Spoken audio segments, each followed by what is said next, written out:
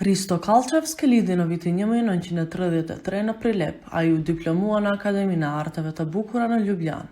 Ai ishte profesor në Fakultetin e Arteve të Bukura në Shkup. Teksti në pëlhurat e tij është në strukturën e dendur. Shumica e punimeve nga faza e hershme referohen disa peizazheve të fragmentuara urbane të perceptuara nga një perspektivë aero. Punimet e fazës së mëvonshme, të cilat janë pothuajse pikturë një ngjyresh monokrome, tregojnë lohatjen e brendshme të energjisë së pikturës.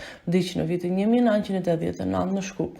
Piktura 32 është një vepër në frymjen e abstraksionit lirik, datuar nga viti 1978, punuar me teknikën vaj në pëlhur me shprehje artistike të pastruar.